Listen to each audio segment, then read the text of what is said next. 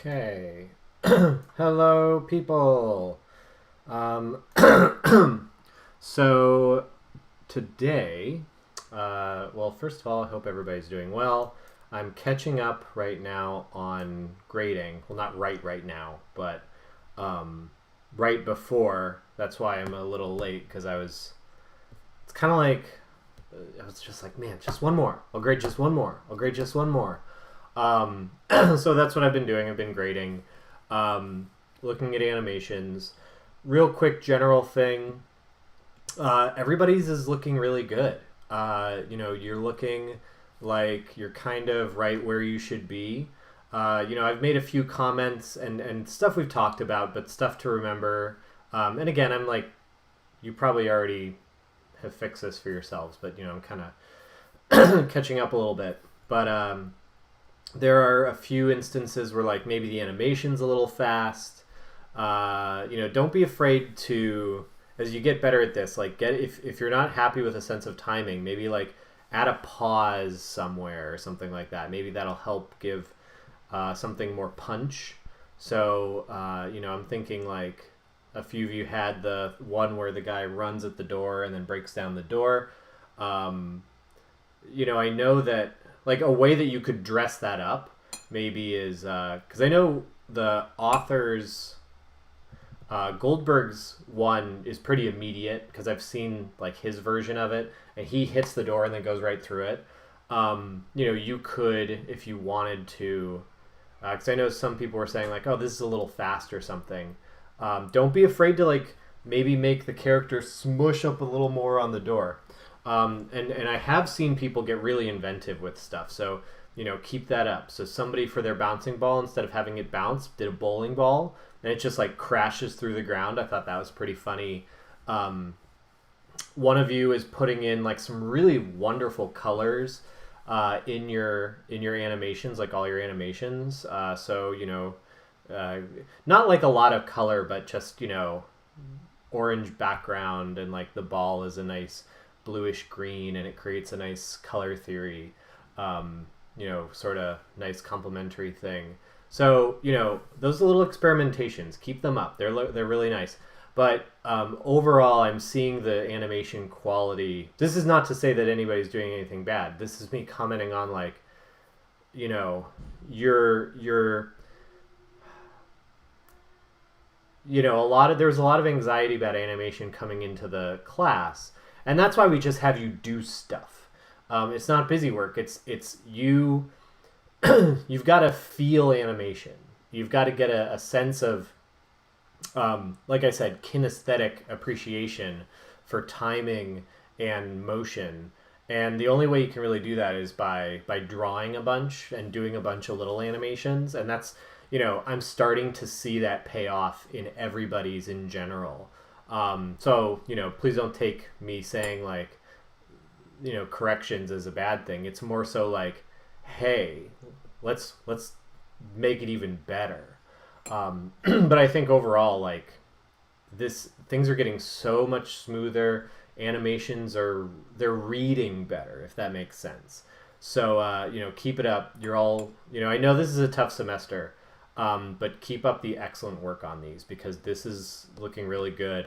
The forum is jumping, and people are taking the time to put like really thoughtful, insightful answers to things. So, please continue that. It's excellent. I hope this is giving you lots to think about and see and do stuff like that and helping you understand, what goes into this. Because again, like some of you may not want to do hand-drawn animation, but this is giving you a mastery of these techniques that will help you in your CG animation. And you can kind of see like the breadth of animation. So, good job. Give yourselves a pat on the back. Enjoy the fact that you've done some really awesome work so far and keep it up. I think, you're all a bunch of really good animators and you're going to keep getting better the more you try this out. So like, don't give up. You're doing well. So today we're going to talk about a topic that I know is near and dear to a lot of folks' heart, which is character design. So this is the one where I know a lot of people, like, this is the thing that I think almost every student I've ever had really gets passionate about, like, here's my characters, here's my character design. And that's really good because this is sort of like the thing people get really excited about. And this is what is this sort of like gateway drug to this whole field, is working with cool characters. And, whether that be games or animation, people want to make fun character-centered games. People want to make cool characters for animation, things like that. So, there's something really central to this field about character design. Because, like, ultimately, and let's go back to the core of what we're doing, we're trying to tell stories. And that those stories should be about interesting characters. And then, even if it's not a literal character, maybe you are trying to get an audience member to empathize or, follow or love a toaster or a lamp. And think about, like, Pixar's shorts, like Luxo Jr. shorts. Those lamps, they don't have, like, big googly eyes or anything. It's not like, if anybody's familiar with the movie that was popular when I was a kid, The Brave Little Toaster, like, it's not that the person walks away and then the lamp, like, wakes up and has a face, right? It's that Luxo Jr., and if you're unfamiliar with these, this is like one of Pixar's series of shorts where it's like a big lamp and a little lamp that are implied to be, parent and child. But the lamps just kind of like jump around and do stuff. And Luxo Jr. is the lamp that's in Pixar's logo, where the lamp, like, jumps on the ball and squishes the ball.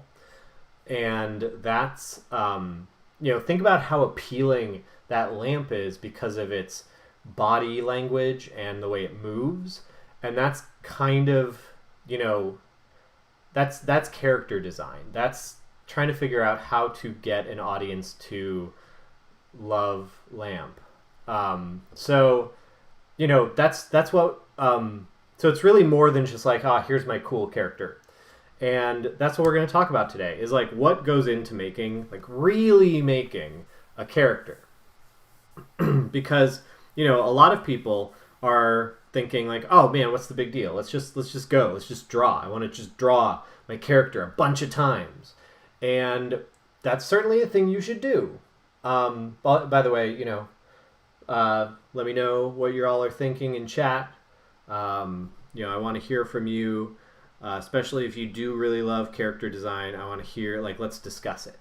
Let's talk about, what you're thinking about when you design your characters, what you talk about when you design your characters, maybe questions you have or things you struggle with. Let's talk about those so we can, make good characters. But, what's the big deal? Let's just draw. Well, as with anything, it's not really quite that easy.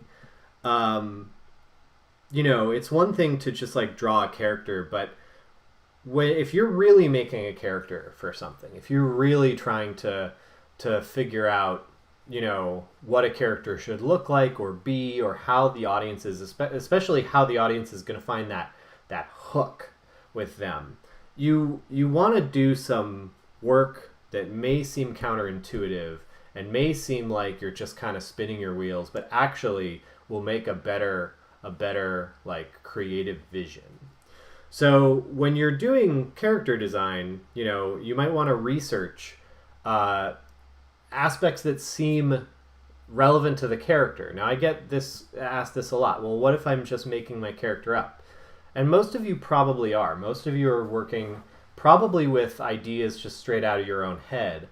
But you want to think about, like, what hooks are in that character's culture or style or something that that look like something in the real world. So, you know, if we've got like Swordy McSwordman, who is copyright Tracy J. Butler, but if we've got this like sword dude, you know, it's one thing to make up sword dude, but it's another to, you know, take a look and be like, all right, well, if he is like vaguely medieval, let me look at medieval clothing of knights, and maybe I can make a fantasy outfit, but like with that backing. So you've got this like little flair of this historic period, even if it is like high fantasy. You know, many of you are probably familiar with J.R.R. Tolkien, who wrote The Hobbit and Lord of the Rings, which people don't encounter originally as a book anymore, and that's kind of wild to me.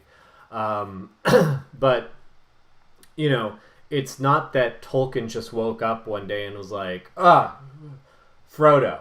You know, he sat down and like Tolkien had a very unique way of world building. He started with the languages because he was a language scholar, but you know, he would make the languages, and these languages were often built on, you know, linguistic forms in ancient cultures, and same thing with their writings. You know, the Dwarvic runes are Scandinavian runes and Viking runes, right?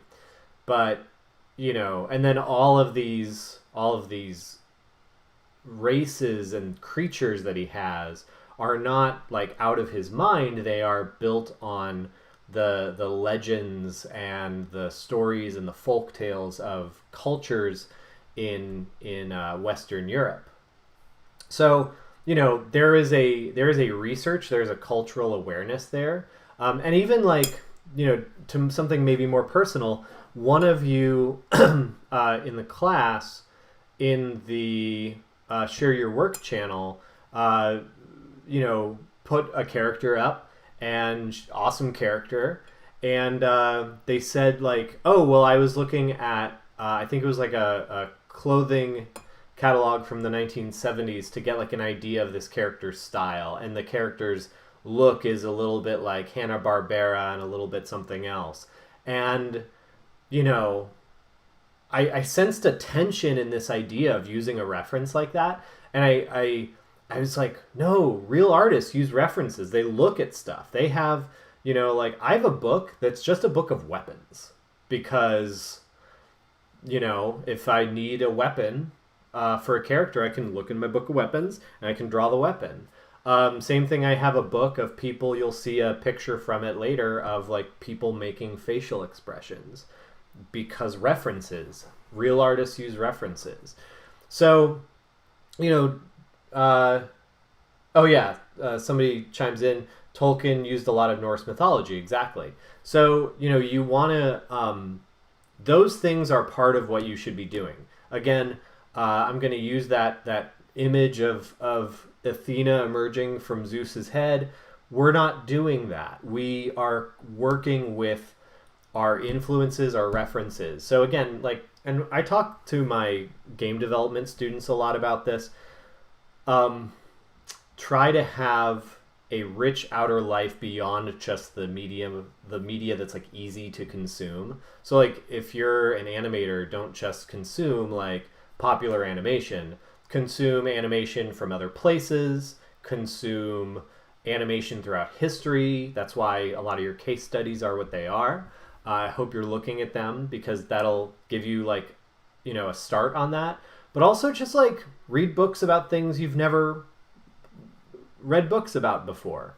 You know, culture, architecture, you know, gardening, whatever. And that can give you new ideas. So, you know, research is big. Research gives you like more design ideas, and research gives you like, you don't have to make everything up. You can riff on, you know, medieval clothing or you know, a 70s fashion catalog, or, you know, something, a graphic design of an era that you like. You know, I have a student that's a few years ahead of you who really likes mid-century graphic design and clothing, and there's a sense of that in a lot of her work, and it's really awesome. because it's like, okay, yeah, you've got a thing. Pursue the thing, push the thing, and you'll have like a distinct style. So yeah, let's talk about the process of coming up with characters, the function of coming up with characters, and then like what's called appeal. We're going to talk about what's called appeal today. So first of all, and I've talked a lot about this, but like research and process, let's look for source materials. Let's look for cultural artifacts. Again, that 70s catalog. You know, go look at, you know, not that we can go to museums a lot, but I know one resource that was actually kind of helpful was the armor court at the Cleveland Museum of Art when I was doing my Don Quixote game, La Mancha. Looking at old pieces of armor from Europe. So, you know, look at these elements, you know, and again, I put cultural artifacts. So, you know, again, catalogs and pictures and things. If there's a language that you want to work with, if you want to go that far, you know, think about their language. Think about clothing styles. Think about, the other thing too is if you're working with a character that is like a popular character or that is a popular character in like literature or something. You know, we've talked about somewhat public domain in terms of coming up with ideas. And public domain, remember, is if something is, its copyright has expired and everything's copyright expires eventually. So, you know, when I'm like 80 years old, I could make a Spider-Man thing, maybe. Probably not. They're probably going to defend that one as long as they can. But, you know, like everything goes into the public domain and a lot of great pieces of literature in the public domain.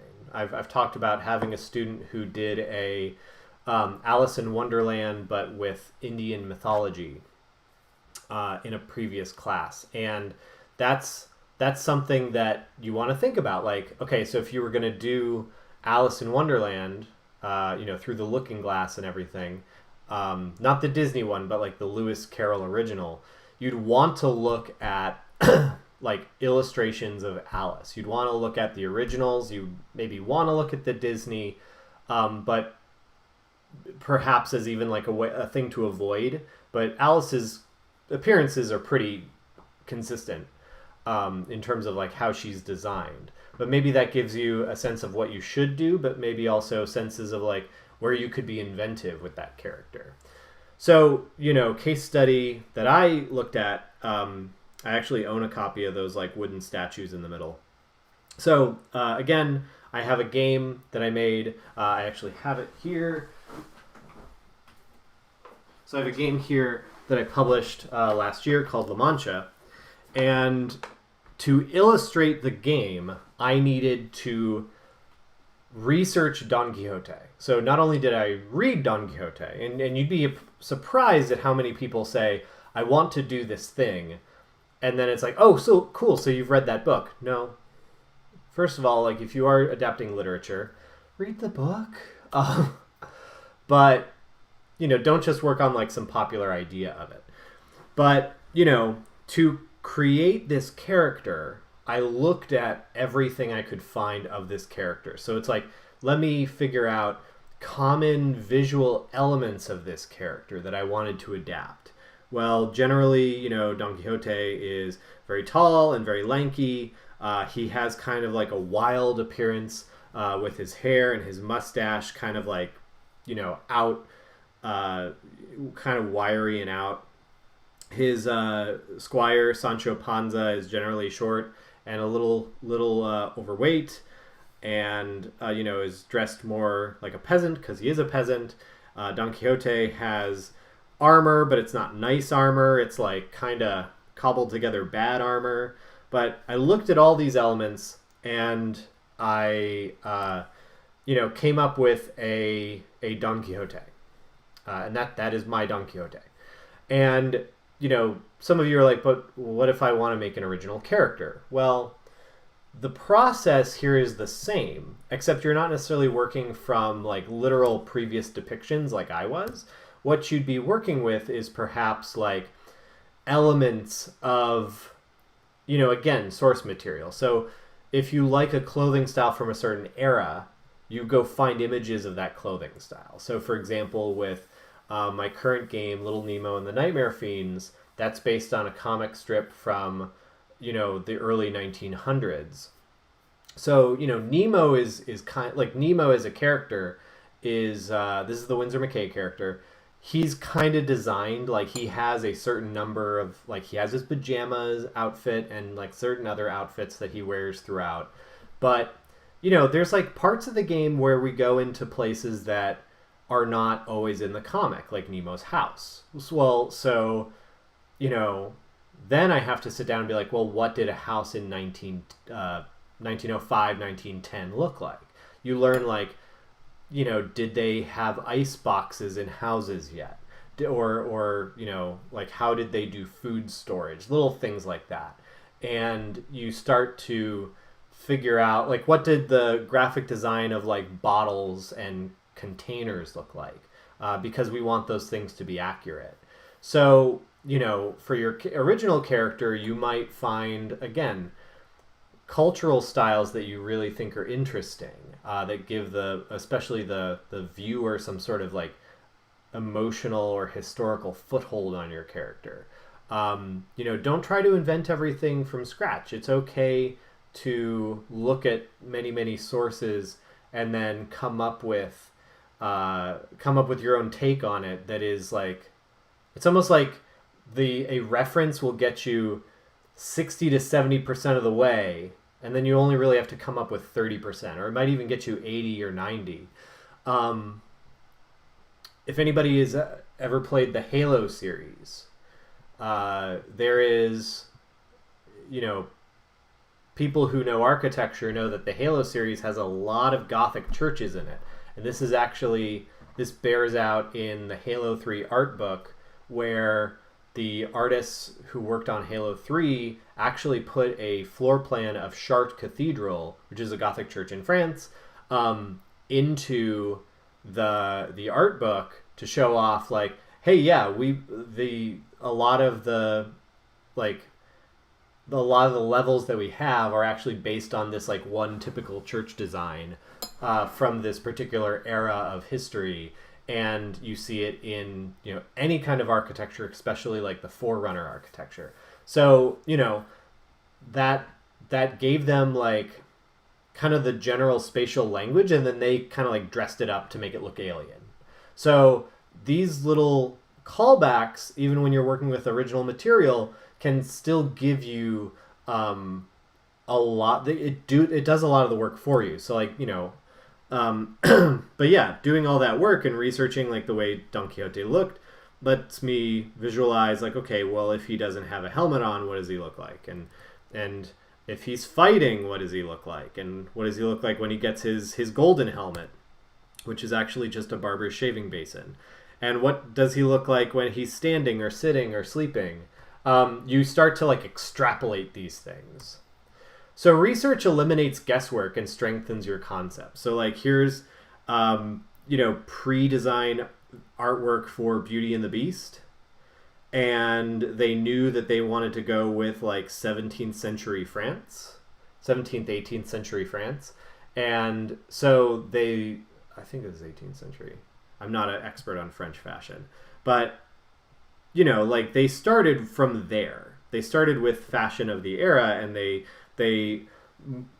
tried to figure out like what all the characters would look like, how they would act, how they would be, how they would dress throughout the movie. And you see some of these like early elaborate designs for characters like Cogsworth and Beast and things like that.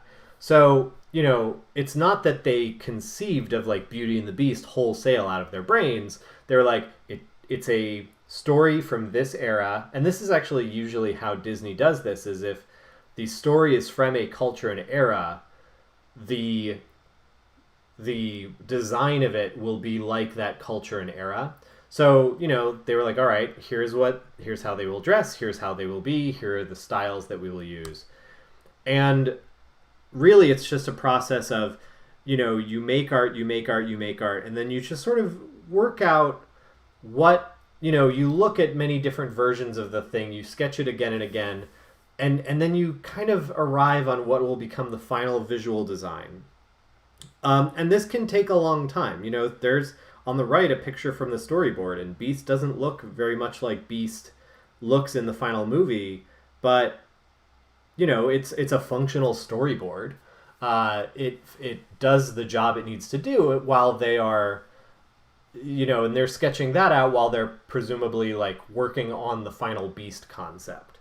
And then you have, the other thing that's really important to know is that they didn't just sit there and draw like Belle and Beast, Belle and Beast, Belle and Beast again and again and again. This is a whole movie. And part of developing your characters for a project, any kind of project, even like a 30-second animation, is not just seeing their, them. You need to know where they live, what their world is like, what their settings are. Both from like a script writing standpoint and just being able to like do the work of making the thing. So, they're doing environment artwork. And that's something that I see when people develop original characters and original ideas. Young artists like never draw a landscape of where their characters are. And it's like, well, what's their story? What's the inciting incident through which we follow them? What place do they live in? What is their house like? You've got to know these things. And I went to a school when I was in college, I went to a school with a very big musical theater program. And you'd be amazed at the work that these folks put into, even if they were in the chorus in a play, you'd ask them, who are you playing in the next thing? And they'd be like, well, blah, blah, blah, blah, blah, blah, blah. And they'd tell you this like whole elaborate story. And you'd be like, wow, that sounds amazing. And then you'd go see the play, and then they'd be like in the chorus, just kind of like reacting to stuff. And what it is that it's not that they're making it up. What they do is they create, like, even if it's unimportant to the plot character, they create a, realism. They create a backstory for this perceived character so that that will inform when something happens, how their character reacts. Does their character, get up and about to take action, or do they like get scared and back away? Even if they're just, again, in the background, that kind of thing matters, and it informs their character, their acting, their body language. And if they have lines, delivery of the lines. So that's all the stuff you want to develop. Again, you're not just developing a visual of a character, you're developing a person. Even if that person is a candlestick or a lamp or, a slime or, a beast man. All of those things matter because they create personality. So, I don't know. Give me questions. Let me know what your experiences are with this, because I know we've got a lot of really awesome creative people. Hit me up with what what you've done. I'm going to keep going for the sake of, again, no dead air. I know I say that every time, but, So the other thing, too, is like, so through this process, you're like, well, but there's a lot of unused designs. That's true. And, this goes into, like, why do you do work? And, so some people, and I mentioned this before, like, we're not having you do the animation for busy work, we're having you do the animation for practice. And through all of this practice is when you are going to work towards making an awesome thing. And I know that, like, I'm kind of half preaching to the choir on this one, or like 90% preaching to the choir, but, it's one of those things where there's no wasted work, because you're always getting ideas down and you're always practicing and you're always making something cool. And sometimes that literally is just like skill building, like your design sketches, unless you come up with, or your animation assignments, unless you come up with something like groundbreaking, which, and some of you really are. Some of you are coming up with like really amazing little animations that I hope you think of putting, letting stick around for a while in like a reel or something until you have even better stuff. But you know, as you're doing character design, sometimes you'll design a character and you're like, you know, this is like, this isn't the idea that I need for this character, but this is cool. And so, for example, so this character on the left, this is a Star Wars character. I can't remember if this was either a sketch in the design process for Darth Maul, or it was just like a senator for the prequels, the Star Wars prequels. I think it was a senator. Or wait, no, Darth Maul was a senator, and then they were like, no, that's the villain. But anyway, so they created this character, right? And they never used it. They were like, no, this isn't where we want to go with this, but that's really cool. Like, we should kind of keep this around. So, like, save stuff. It's okay to save stuff. Not everything has to be, like, final. Like, this is going to be in the thing. You know, and I say this as somebody who's probably not great at this. But, you know, it's okay to save interesting ideas and put them on the back burner. Because then you might be developing, like, you know, the Clone Wars animated series, and you're like, oh, well, we want to do these Witches of Dathomir. And they're like, wait, that sketch we had, that's the kernel from which all of these other characters will emerge. And sure enough, you know, this character that was thrown out, not really thrown out, it's just like, you know, kind of put on the back burner, put on the shelf, if you will, became the like basis of the visual design for this whole like set of important characters in a really good show. So, you know, like, this is how ideas work, is like, you just get the ideas out. Sometimes it's like, yes, that's the idea. Sometimes the idea is, you know, it's like not quite there, but you recognize it's good. It's just not good for the thing you're trying to make at the moment. But you're going to like keep it around regardless. So, I want to talk to you about a game I made a long time ago at this point called Swarm. And Swarm was a game for mobile phones, but more so for tablets. And it was a 3D game. It was a platformer where you tilted the tablet around and the ball would roll. And if you went like this with the tablet, the character would jump, or you could jump by tapping the screen. We did that for like, my kids have recently found this on like our old iPads and are like, what is this game? It's amazing. And I'm like, oh God, oh no. And then I'm like, oh no, I did voice acting for it. Help. So I'm hearing myself make all kinds of terrible, terrible lines like radical, all the time. But so they're playing this game, but it's a game I made like years and years ago. And it's, what was our goal with it? Well, a friend of mine had this idea for a ball rolling platformer, and it was a game where, it's not apparent in these screenshots, but, you know, we had this mechanic where there were like traps and swarms of enemies, that's why it's called Swarm, would chase you, and then you'd have to lead them into the traps.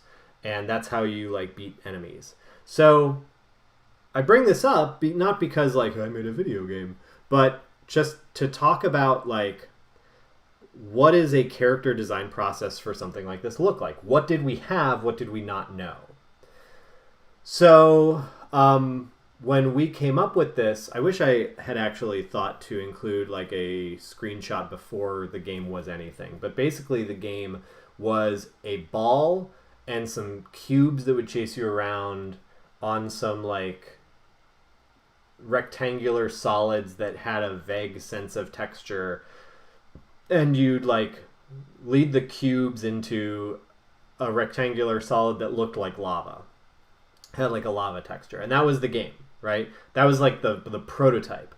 So I was brought in on the project because they're like, well, you're an artist, what is our game look like? What is it? And so I actually came up with 3 concepts. I don't know where the second one is, but I have 2 of them in this slideshow. So I came up with this one, which ended up being the final, and it was the first one. So I talked a lot about you're going to go through lots of iterations of things before you get it right. But sometimes, and the thing that I think, having had a lot of students in the past, students are always, I can tell, I know that many of you are always looking for like the answer, right? And this is kind of a weird gray area, because this is like, in creativity, there aren't really set answers. And that's actually why I design many of my assignments the way I do, because I want you to see that it's a lot of gray areas, instead of being like, oh yeah, make this exact thing in this exact set of steps. You don't really learn anything from that. You might learn what buttons to press in software, but like big whoop, that's what YouTube's for, right? I'd rather have you realize what creativity is and go through the ideation process, so that you can recognize that it is really about not right or wrong answers, but more so you coming up with informed solutions. So, this is all to say that there is no like, it will be your 37th iteration of a character when it is right. That there's no such thing as that. Sometimes you're gonna nail it on the first try. And people talk a lot about that in terms of like, this is what your intuition is. Sometimes your first idea really is the one that your brain intuited the most and put the most thought behind. So when somebody says, make me 3 options, you're going to have like a really good one, and then like one that was probably pretty good, and then probably one that you're like, well, they said I needed 3, so I'm going to shove this one across the finish line, and then maybe add some really bad, awful things to it to make sure that the client doesn't actually pick it and make me work with it for the next year and a half. There's always those, but and then there's always the ones where, again, like, look at those very early concepts of Beast. They're good, but they're not Beast, right? They don't have that they don't have the appeal that the final version did. So, you're gonna nail it on the first try sometimes, and then other times you're gonna take 10, 20 tries and just sketch. So, that's why you just do like quick stuff. So they asked me like, can you make some like kind of speed painting concept art, right? So I came up with 3. The first one was this one, which was like this sort of urban character, like urban design, like this takes place in a city and he's a skater dude character. I didn't mean urban character to imply any sort of like modern use of that. I caught myself and I'm like, I mean a skater. So yeah, please don't anybody take it the wrong way. But yeah, no, we had this like, what if so it's a ball rolling character and there's like a sense of speed. So like he's a skater, he's got an attitude. He would be like, if this were made in the 90s, this is the character that would happen. So we had this character and we're like, oh, well, there's maybe some like police robots chasing you, but they're kind of like Keystone Cops. And they're like, just bad dudes. Again, this was before stuff. So we were not trying to make any kind of statement there. It was more so just like, that's the solution that came up. And then we look back at it every once in a while. I was like, man, we made a relevant game. So, the idea of this was like, lure the robots into the traps and get away. But then also have like, cool half pipes to do these tricks on and things like that. Which, the programmers really liked the idea of the half pipes and everything. So, we incorporated that into it and people really, really liked that. So you have a situation where like the game started one way and then the artist drew something out of it, which was like, let's do this skater thing. And then that went back and influenced the mechanics of the game. Somebody actually called it like Tony Hawk meets Pac-Man, because this is the concept we ended up going with. But then another one that we ended up going with, that we we thought about incorporating elements of this, but we didn't have time, which was like, okay, so what if instead of this like skater, what if it's like Thunderdome and you are a person who climbs into this like rolly death ball, and then these like drones are sent after you and you are participating in a death sport. So this is like the dark, gritty concept. But, you know, it's the same basic thing. And like, you know, the idea is that we looked at things, we researched aesthetics, and we said like, this one is very much like a Tony Hawk thing, but of little round people, little round like just heads people that roll around like marbles. And then this one is like, okay, so let's look at sort of Thunderdome, Mad Max. And this was before like Mad Max Fury Road came out. So it wasn't quite hot again. We just like did Thunderdome. But you know, this was also a big, you know, there was research involved in coming up with like the idea for this backdrop. I want to play it. Where can I download it? I think the company that published it is no longer a thing. So it was on the App Store, but I don't think it's on the App Store anymore. I think the only thing I've been able to still find it on is like the Amazon store. So if you've got a Kindle, you can find it. It's okay. We decided to take the levels in a way that were not the best direction. We should have done it more super mobile game style, but we did it more. We tried to make Mario 3D Land out of it, and which I thought were pretty okay levels, but not the best. So it's definitely like a kind of a middling game a bit. At the same time, again, it's yeah, you're embarrassing old work. But yeah, I mean, my kids like it. Even the 1-year-old plays it. So yeah, I mean that's what the character art process can be. You do some research, you do some experimentation. Sometimes you nail it on the first try. Sometimes it takes you a while, but you've just got to like participate in the process and then like talk to your collaborators and see what the solution that you feel the best about is. And again, for us, it was the like skater aesthetic, and we called the character Hot Rod and everything.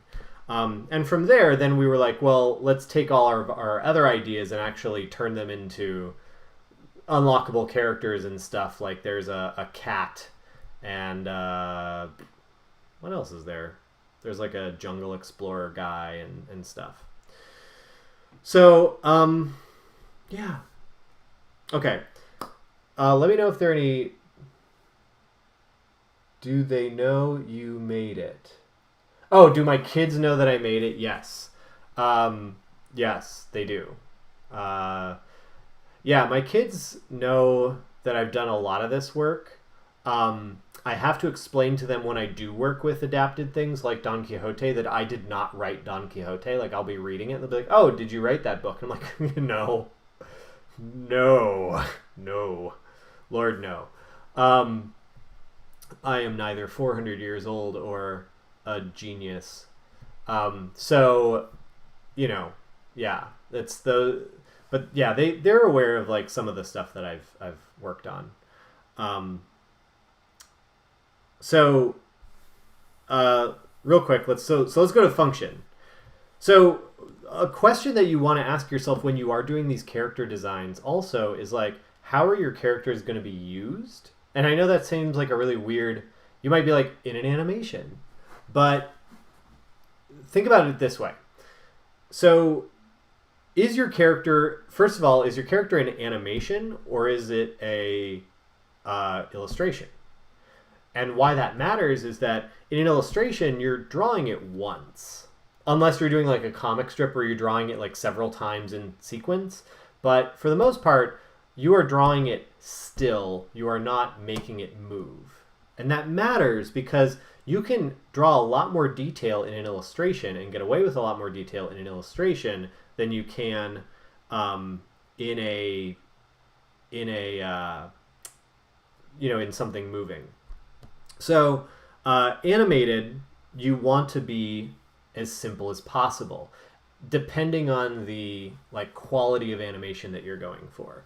So if something is animated and you want it to be very smooth, then you want to go for simplicity. So I didn't put. So this slideshow is like from 2 years ago, and when I was like really deep in the design process for La Mancha, and so and I actually am using that as an example on the next slide. But I kind of we're having this conversation right now ongoing with the Nemo game. So I kind of wish that I would have included some images of this. Maybe I'll share them in Discord later. But like, for example, I'm animating a character in it right now. You know, I'm doing a screen share. Let me...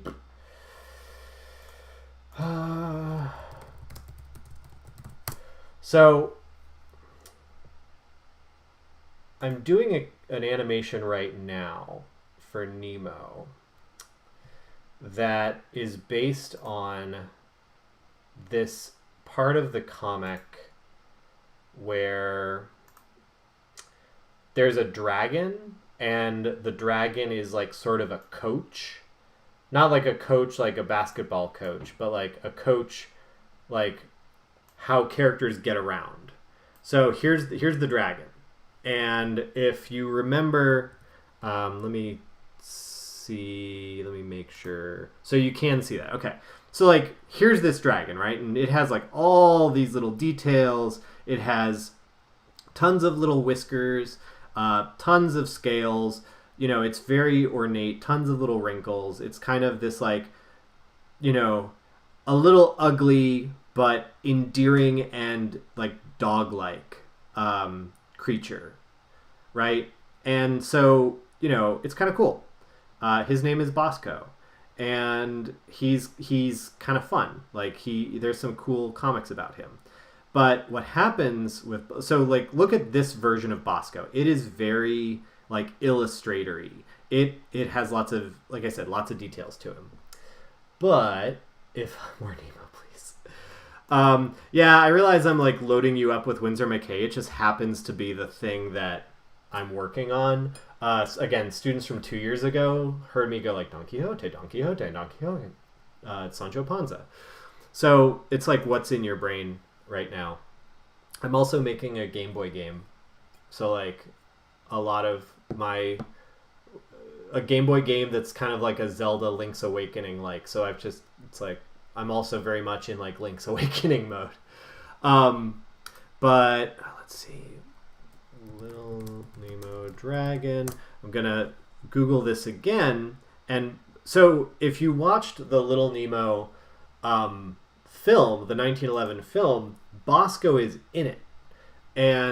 But he's way different. And he's different for a few reasons. One is that this illustration's from like 1905, 1906.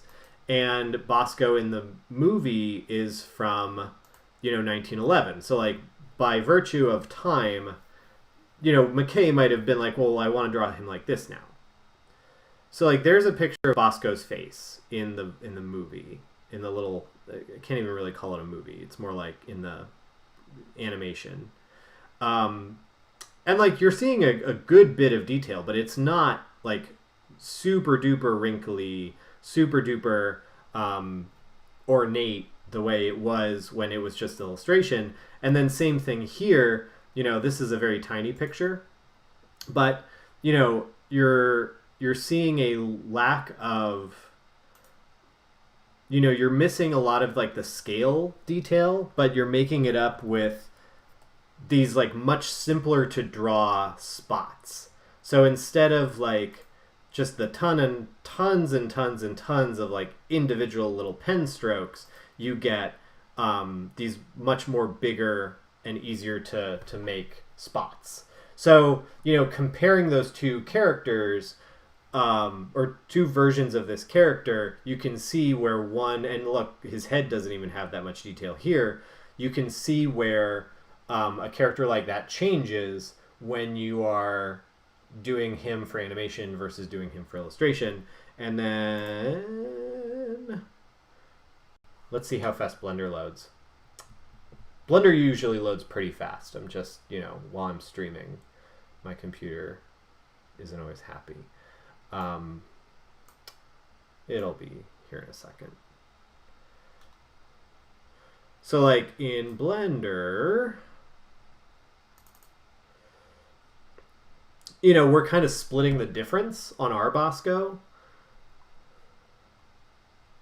And he's not colored yet, but let me get rid of his roughs here and the driver's roughs so you can hopefully somewhat see him better. This is kind of like an X-ray-ish view, but it at least gives you better contrast on the screen. But so Bosco has definitely way less detail than the super scaly one, but definitely more detail maybe than the... no, I'd say like comparable detail to the like animated one, but we're incorporating like the mindset of both. So there's a few like fur bits because I liked that detail on him in the comic, and I'm doing some like hatching on his belly, but instead of lots and lots and lots of little scales, he has the big diamond, and that gives the idea of like spots. And that way we can do something that's, a little easier to make. And again, it's Blender, so it's like copy paste the head, copy paste the head, copy paste the head. You can get away with like the stuff that you can do with it because it's data in a computer animation program.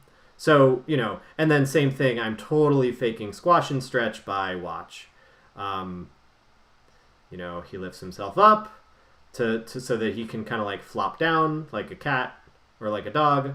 But see, he stretches when he's like at the apex of about to flop down. So I just like grabbed all those lines, scale this way, scale that way, so that he squashes but maintains his volume and then can go like on the ground. And then, of course, he's going to, like, open his mouth to reveal the coach inside. But yeah, so, like, see, you learn when you're doing this functional stuff, like, how much detail is right. And so simpler characters are easier to draw and animate. So, like, by holding back on the detail on a character like Bosco, you can animate him easier. Same thing with Nemo. If you look at Nemo himself in the comics, his pajamas are very wrinkled, in the way that like baggy pajamas would be. Whereas opposed to if you watch the '89 Tokyo movie Shinsa movie, he's very simple. Like his pajamas are very simple. And they only have like the sparsest amount of wrinkles, but he is super fluidly animated. That's one of the best Japanese animation studios out there. And we have, because the Nemo movie in the 80s flopped, that's why we have Tiny Toon Adventures and Animaniacs and Batman animated series episodes that are super fluid because they had to pay off all that lost Nemo money. But more complex characters are used in certain types of limited animation projects. They have smaller movements, they have fewer frames, they have lots of cycled movements, or they have no movement at all. So think of like certain Japanese anime characters. They, like the characters from Evangelion, in a scene like this, where the characters, where Shinji and Asuka are arguing, they don't really move. They might move in like really quick movements, but then just like stay in a pose for a while. Or you have a shot like this where mainly like a character's mouths might move with the occasional like head turn, while Shinji just like stares like a dumb idiot, and Rei just stares like, is in space because she's not really a person, because lore. So like there's an economy of movement that allows you to do all of these like extra details that if you were to try to do Disney animation with these characters, it would be a expensive nightmare. So, and then computer animation kind of gives you a little bit of the best of both worlds. So, like, if you're coming up with an animation idea and you do want to have lots of detail, but you also have fluid animation, that's where you might pull the trigger and say, okay, now we need to do CG. And then, you kind of make a style judgment of, then do we want to retain a 2D look via shaders that make it appear non-photorealistic, or do we not care and we can make photorealism? Because, you only have to build it once with CG,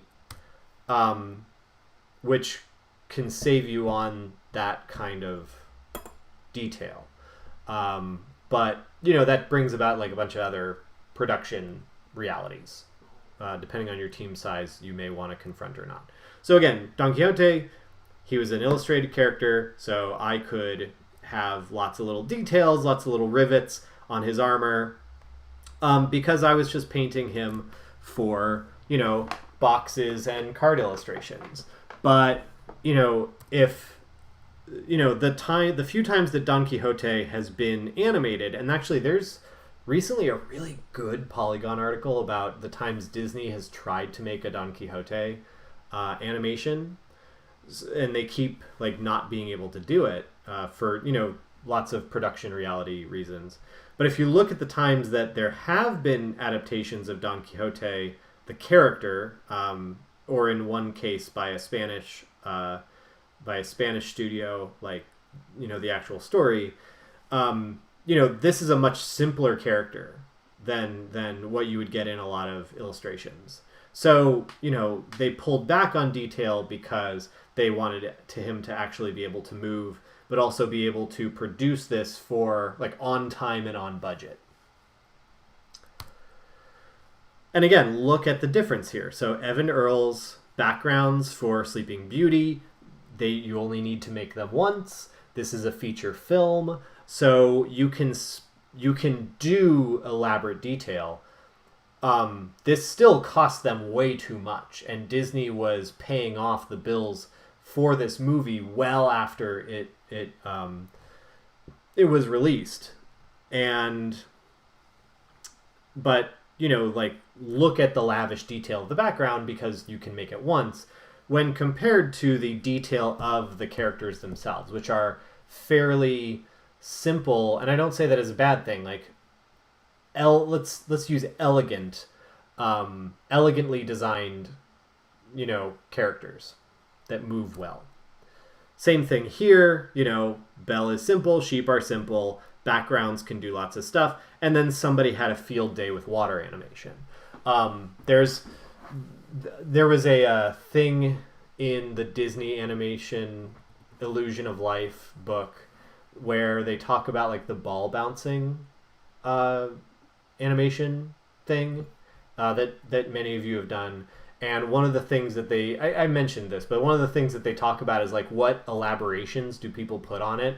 And the author recalls one guy that put a stripe on the ball so that when the ball moved through the air, the stripe would move around with the ball, and like a ball with a stripe would.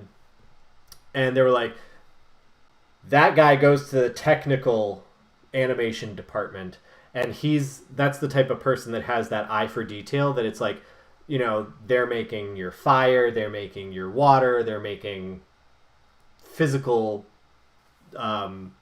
stuff. So like I said, somebody had a field day with this fountain, with the animations on the fountain. So again, CG can help you get around some of these things. So like here's Carpet from Aladdin, and he's super duper detailed. He's also computer animated, and that helps you have a little of the best of both worlds. So they wanted to do a traditional animated movie, but they wanted to have this ornate carpet. And again, this was the era where you'd put CG in a movie almost as a novelty. So this was your computer animated character that, like there were all the little short things on the Disney Channel about like, ooh, look at our CG animated character, Carpet. But in reality, having a character like that allowed them to do detail. Whereas if you look at how Carpet is handled in the TV version, like the animated series of Aladdin, he's hand animated because they didn't have the budget to do more expensive computer animation at the time. Boy, how those things have flipped. Where now CG is like kind of seen as the cheap one. And boy, is there, look at, I get to do this a lot because I have kids, but go on Netflix, go on Disney Plus, look at different CG animated shows, and you'll start to see like where money was put in and where money was not put in. Mickey Mouse Clubhouse, for example, and I don't like my kids watch this, and I know it's been around for like years and years and years, but Mickey Mouse Clubhouse is produced so cheaply to the point where it almost like is Disney animated characters animated in such a way that completely undermines all of the animation principles Disney came up with. Same thing about the show Super Y that my kids watch. Meanwhile, there is a show called like Xavier Riddle and the Secret Museum on PBS Kids that like reuses a lot of stuff. Like they always do the same things in every episode, so they just reuse the footage and then just like change one thing about it. But the animation where they like go to the secret museum is always the same. They just kind of say at the end of that animation, we're seeing Isaac Newton or Clara Barton today or something like that. But through that reuse, the stuff that's custom is like gorgeous. And that's more like traditionally 2D animation. Miraculous Ladybug is a good 3D animation show. Somebody said, yeah, I've heard that. But yeah, I mean, that's well-designed, rendered animation. Other one like Steven Universe, OK Go, OK Go, or OK KO, Let's Be Heroes. That's not OK Go, that's the band with the treadmills. But, those are using 2D for artistic purposes, and you can still absolutely do that, especially in the TV space. But, a lot of CG is seen as like the cheap option too. But you do get like, watch some of them. You get very varying degrees of quality, even in CG. Character design, real quick, I want to wrap this all up. With character design, and let me know if anybody has any questions or comments. I'm kind of flying through some of this. I hope you're enjoying it, because I know I've been talking a lot. So I'm eager to hear your thoughts, because my voice gets tired. But things with character design. So you want to have characters with what is called appeal, and there are several things about appeal. Well, first of all, and you've seen me say this a lot in your feedbacks, but you want to make sure your characters read well. Now, part of that, and we've talked about this, but here is the silhouette slide, as I call it. But this is the slide where in a normal non-pandemic reality where we're not doing this online, I would normally put this slide up and say, okay, let's go through all of the characters. So it actually pains me a little bit to see that we're not doing it. So I don't know. I guess shout out characters you recognize on here. If you see anything, you're like, oh yeah, that's so and so. Shout it out in the chat, so we can at least preserve a little bit of that fun activity. But the point being, and I'll let you do that while I talk about the implications of this. The point being is that the Mickey Mouse. Somebody took the easy one. Yes, Mickey Mouse. To the point where his silhouette is the corporate logo, and Dexter from Dexter's Lab. So the point is, like, you can recognize all of these characters without any detail. Marge Simpson, yeah, like who can mistake that hair, right? So all of these characters read, even if they are in very particular poses, even if they're in more elaborate outfits. Like, look at Goofy. He actually has one of the most detailed silhouettes of the entire group here. But, he has several distinctive features, like his hat, like his nose, like his kind of body shape that let you really understand, like, that is Goofy. Ren and Stimpy, Charlie Brown. So the one on the bottom, I know somebody said Calvin. That's not Calvin. So that one's kind of that's the wild card in this. And I was surprised that this one was even on here. That is Bobby from a show called Bobby's World that was on Saturday morning cartoons when I was a kid. So that one is like how the heck did Bobby from Bobby's World end up here? But it was a good show. It's not the animated, like, cultural classic that, everybody else is here. Casper the Friendly Ghost is the third one on the bottom row, by the way. If anybody's like, what's that formless baby? That's Casper the Friendly Ghost, and you can distinguish him because he is flying like a ghost. So yeah, somebody said, Mojo Jojo.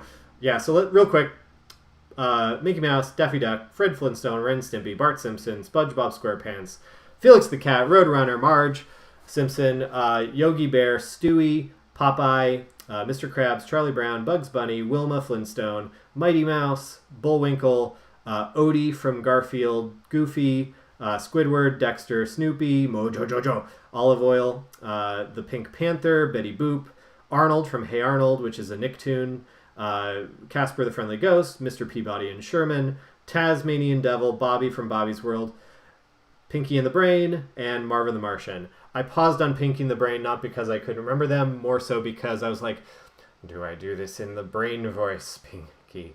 I don't know, Brain. I couldn't decide, so I just used my regular voice. I thought Mighty Mouse was...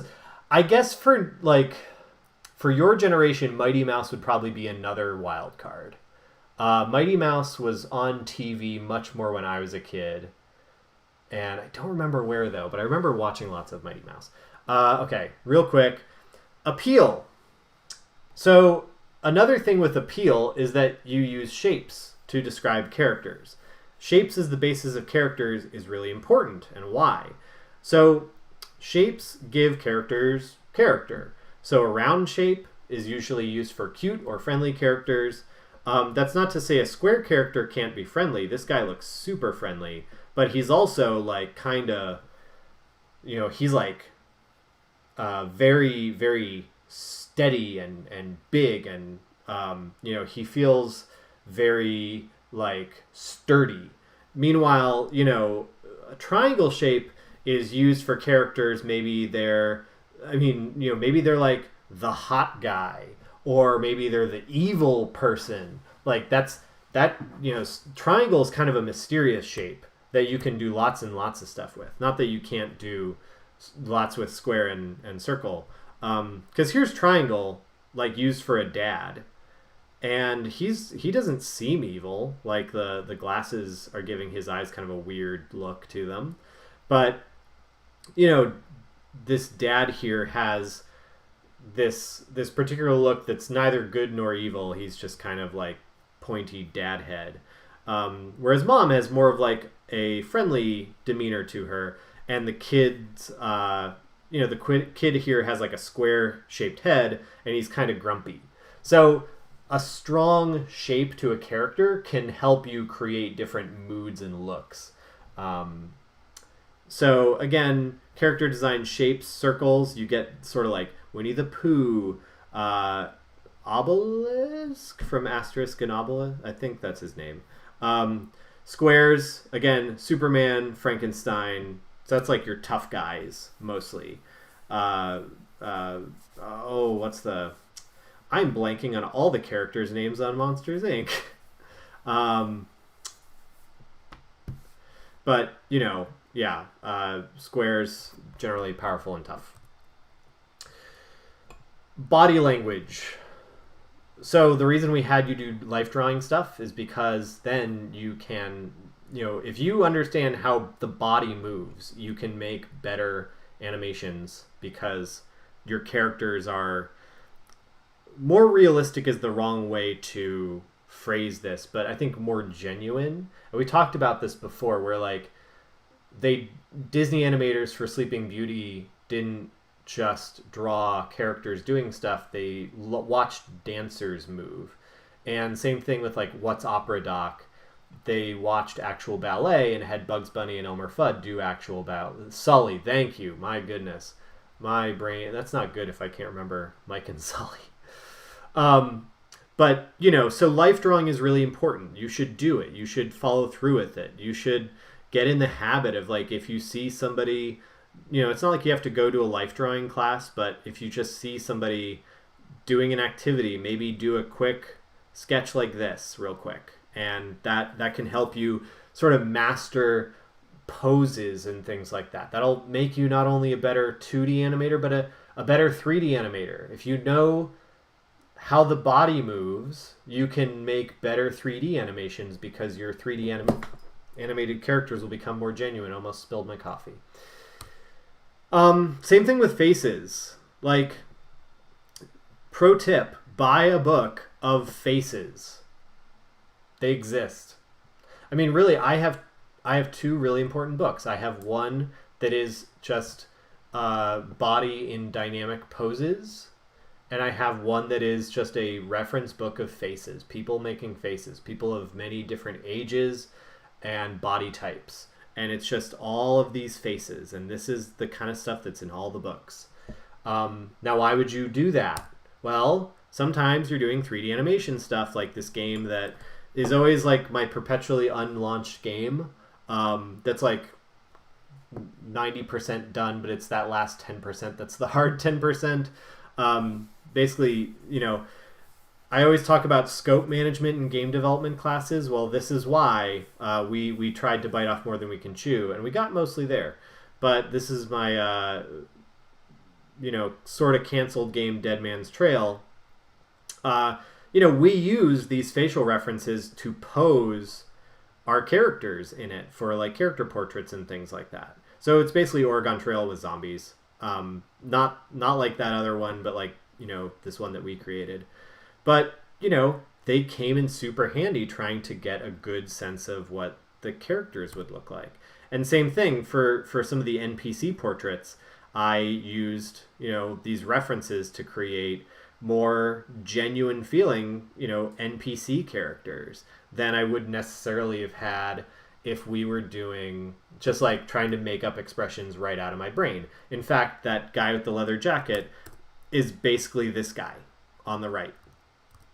So, and then same thing when you're doing your character design. So here's Meg from Paperman, but, which is like the Disney 2D 3D animated hybrid short.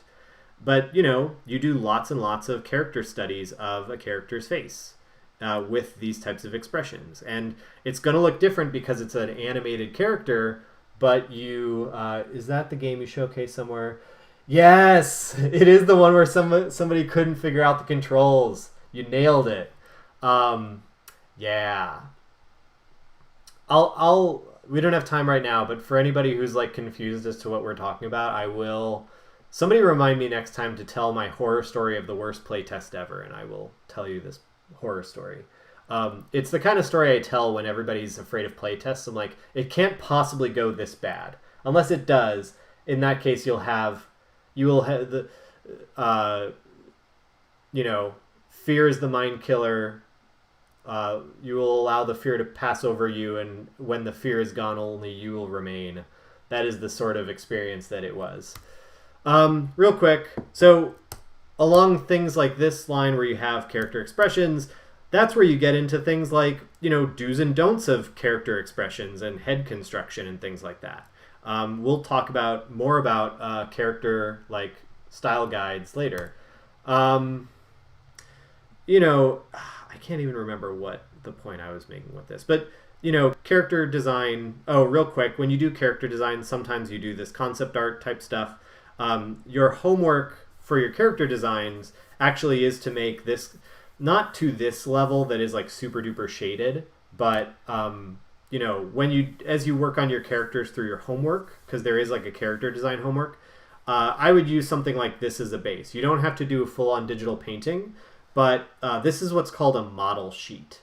And basically what it is like a picture of your character. Again, don't think that you have to digital paint it, but you want to make some sort of drawing of a character. And then usually when you create, when you do character design, a model sheet, do I want the character to be humanoid? It does not have to be humanoid. That's a great question. It can be whatever you want. So, but, you know, look at this character. Isn't she neat? Don't you think this drawing is complete? But in all seriousness, usually you have like some sort of basic piece of art. And then what you'll see on a model sheet often is, you know, like a front, a side, a back, a top, whatever is a helpful view of a character. This helps somebody who is drawing it for animation understand what the character looks like from different angles. So like character design, this is really the slide I'm getting at here is like, this is what you would call the output, the deliverable of character design, is stuff like this. That's just sort of like, here's what this character looks like in all sorts of different situations and expressions. Here's what the do's and don'ts are. And then here's like a concept art, but also a model sheet to keep people on model. Question, should it be a character from our short? That's up to you. And it really depends on like which approach you want to take. If you think you're okay for your short to like, you know, make this a separate thing, you can make it a separate thing and a character you just want to make for this. But I'm giving you the opportunity, and that's not to say you should take it. I'm just saying like, if you feel more comfortable making it the character from your proposed short that you're going to make the animatic for at the end of the semester, I would then do it, because again, you know, these assignments are designed to like build up to the animatic. So, you know, again, feel free to use this as a like, if there's two approaches really. Some of you may be like, I just want to make a character because, you know, it's almost like a expressive once, you know, like creative exercise. And if you wanted to do it like that, go for it. That's awesome. That sounds great. If you just want to like, what if I just wanted to make something? But some people might really want that, like, this is my time to take this step. It's up to you. It sounds like it can be a solo thing. Yes. TLDR. It doesn't have to be, but it can. Are we using this assignment sheet or this sheet for any other assignments? No, it's mostly that I want you to understand, like, I want you to practice making a sheet like this one on the screen. Please be on the screen right now. Yes, it's on the screen right now. You know, basically like, yes, make one of these, but you don't have to digital paint it. You know, but yeah, I mean, make at least like the front, side, and back. Well, you don't even need to necessarily make the back. Like this character, here's the thing about model sheets. So see, this character has like a backpack with like noteworthy detail on it. That's when you'd want to have a back. Same thing as if you had a top. If there's like a top view that is interesting because there's some detail you'd only see from top view, you'd make a top view. The only ones I would ever really say you must do are a front and a side. And the reason that you make this sheet is both to stay on model, but then the other thing you do is that this gets imported into your 3D software, and then you just basically like construct your 3D version of the character by tracing like through 3D modeling over this image. And you'd load one in the front viewport, the front view, and in the side viewport you'd load in the side view. And that's character making. So any other questions? These are great questions. All right, I've got to get ready for the next class, but thank you everybody. This has been great, and thank you for your questions and comments. You know, it's great talking animation with you all. I'll be available for questions in Discord and around here. So if any questions come to you, don't feel shy. That's what I'm here for. But yeah, have a good day.